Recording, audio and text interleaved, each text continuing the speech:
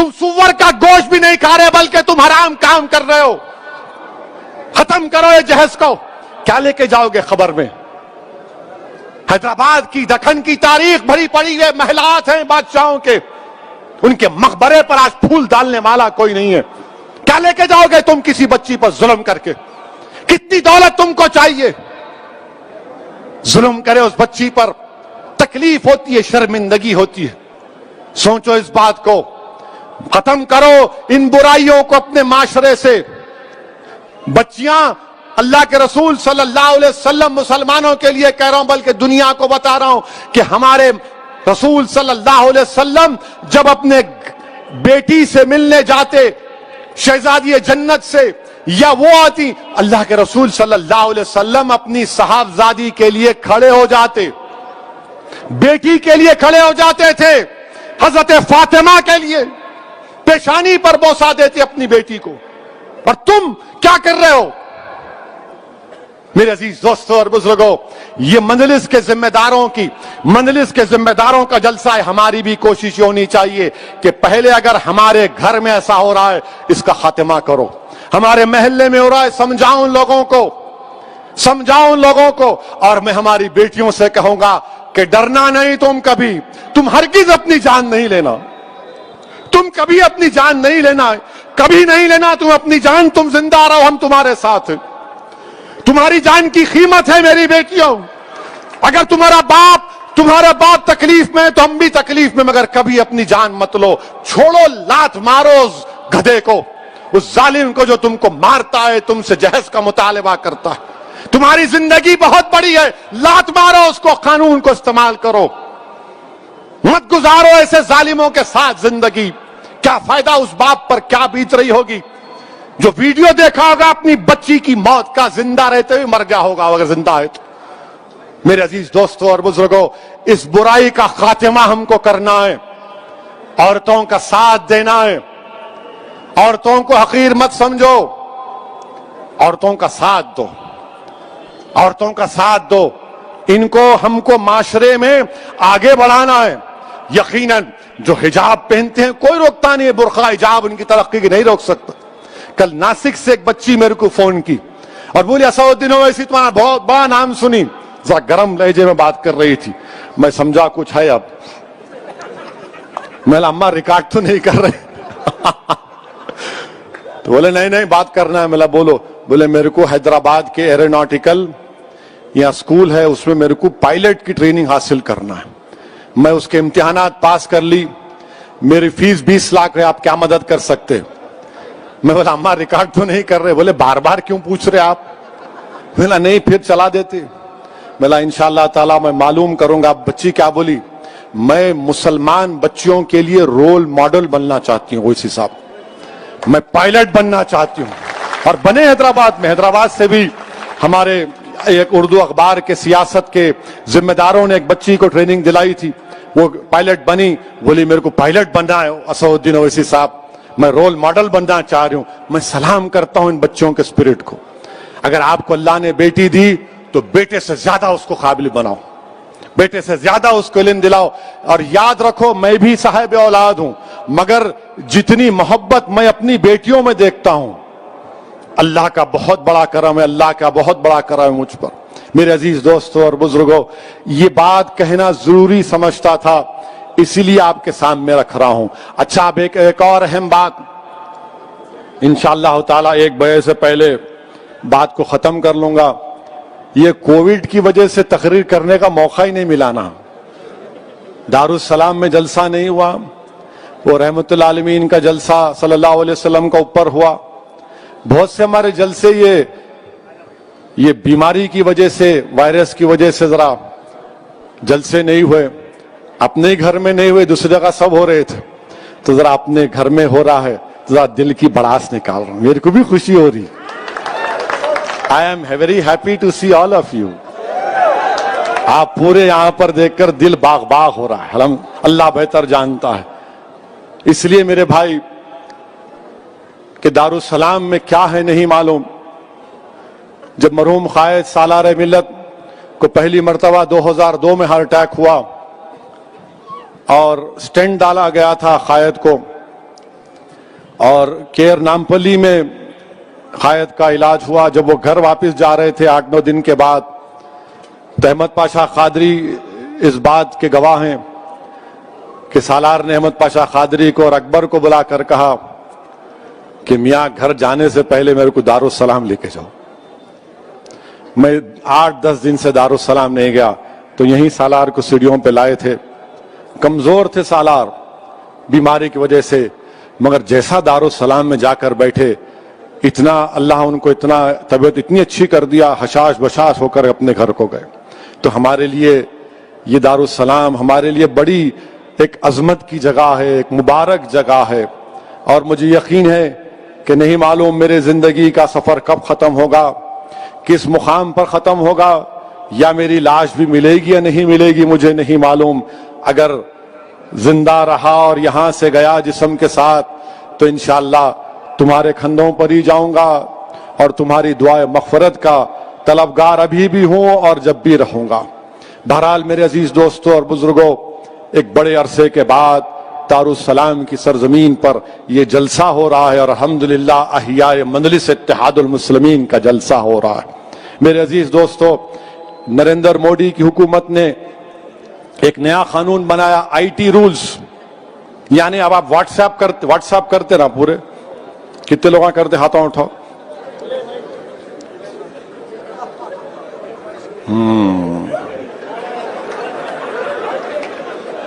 अब परेशानी में आ गए तुम लोग। अब व्हाट्सएप आप जो करते ना, अब मिसाल के तौर पर एक व्हाट्सएप आपको किसी अरब ममालिक से आया, उसमें लिखा हुआ है कि एक अरब कह रहा है हबीबी, माने मोदी को कह रहा है हबीबी, 8 रुपए की चीज तू 80 में बेचता है। तो मोदी जी बोले, it is business brother, this is business, ये बिजनेस है। अब वो आ गया आपको चंद्रायन गुट्टा में, बारकस में आ गया। अब वो बेचारा देख के बोला, पूरे अरबों का इलाका है, यमनियों का गयूर कौम है वो, तो उन्होंने क्या करे, व्हाट्सएप को फॉरवर्ड कर दिए। एक हो गया। दूसरा, आप घर को जा रहे दारुस्सलाम से निकल के, हमको भी आता, व्हाट्सएप आया, जरा आते आते कोतमीर का कट्टा ला लो, जरा आते आते सौदा ला लो। तो घर में को आगे नामपल्ली मार्केट से, चौक की मार्केट से मुर्गी कटा के लाओ, व्हाट्सएप पे आता। और क्या करते औरतें बीवियां आजकल, जरा उस पे जोर देने के लिए एक इमोजी आता, इमोजी मालूम ना, गुस्से का चेहरा डालते, लाना देखो। आप देख के बोलते, अरे क्या है रे, कोतमीर का कट्टा बना दिए मेरे को। खैर आप लेके चले गए। अब नरेंद्र मोदी की हुकूमत क्या कह रही, कैसा तुम फॉरवर्ड करे कोतमीर का कट्टा, कैसा फॉरवर्ड करे या हबीबी को। ओरिजिनेटर कौन है, ओरिजिनेटर कौन है, और कानून ये बनाए कि इसके ऊपर पब्लिक ऑर्डर पैदा हो सकता। अगर अरब ममालिक से कोई व्हाट्सएप आया तो मोदी हुकूमत ने कानून बना दिया कि भारत के और उस अरब ममालिक के ताल्लुकात खराब हो सकते, ये भारत की सॉवरेनिटी का मसला, आप पे केस बुक करेंगे। अब तुम बताओ कहां से ओरिजिनेटर हुआ ये रूल्स हैं उसके, ये उसके रूल्स हैं, IT रूल्स में निकाल के लाया थोड़ा। कल रात में जरा बैठा था, जो जानकार लोग हैं उनसे पूछ रहा था कि क्या है भाई ये, माने आपको ये बताना पड़ेगा कि फर्स्ट ओरिजिनेटर कौन है। आखिर ये क्यों, आपको क्यों फिक्र भाई, मैं कोतमीर का कट्टा लेके जाता हूं, आलू लेके जाता हूं, भाजी लेके जाता हूं, आपको क्यों फिक्र। बोलेंगे नहीं नहीं देखो उन्होंने कैसी बात कर रहे। आप क्यों देखना चाह रहे मेरे मैसेज को। जितने न्यूज के चैनल हैं, चाहे वायर हो, कैरावान हो, स्क्रॉल हो, प्रिंट हो, ये डिजिटल न्यूज चैनल है, इनको भी कानून लागू।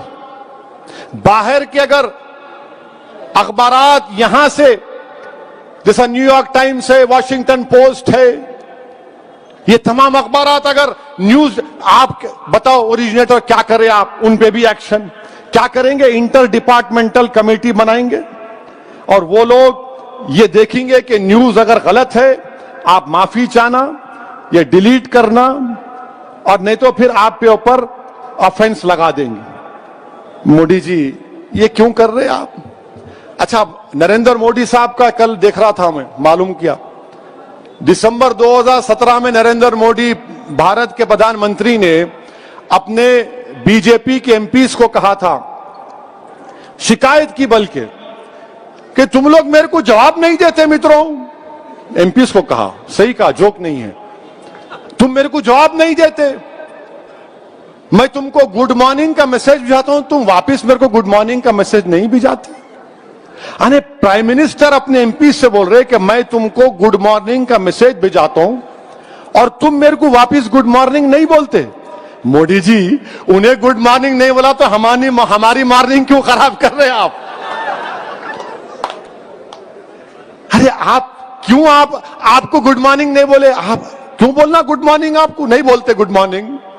हम बोलते किसानों का काम करो, हम बोलेंगे दिल्ली के फसादात में मरने वालों से इंसाफ करो, सिखों से इंसाफ करो, मगर मोदी जी बोल रहे मेरे को गुड मॉर्निंग का जवाब भी नहीं देते मेरे एमपीज। ये टीवी वाले बोलेंगे, कब बोले उन्होंने? बोलो दिसंबर 2017, देख लो जाके, अगर थम्स अप है तो कुछ नहीं कर सकते। हम भी है मगर थोड़ा थोड़ा पढ़ना आता।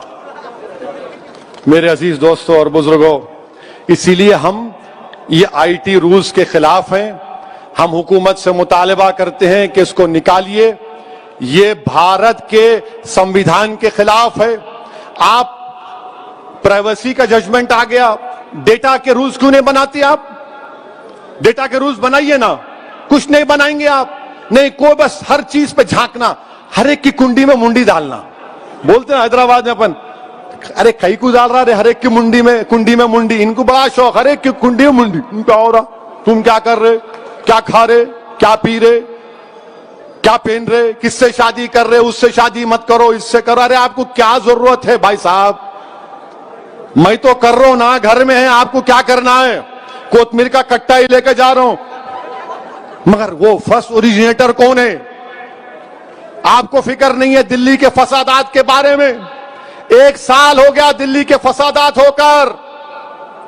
फैजान को किसने मारा?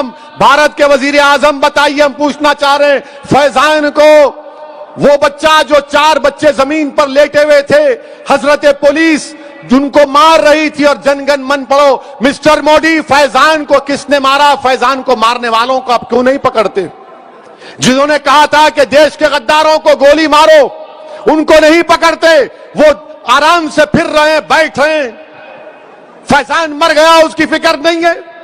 और फिर कितनों का नाम लूं मिस्टर मोदी, बताइए आप। आपके सामने नाम ले रहा हूं। ये कैरावान मैगजीन का पहली मार्च का रिपोर्ट है।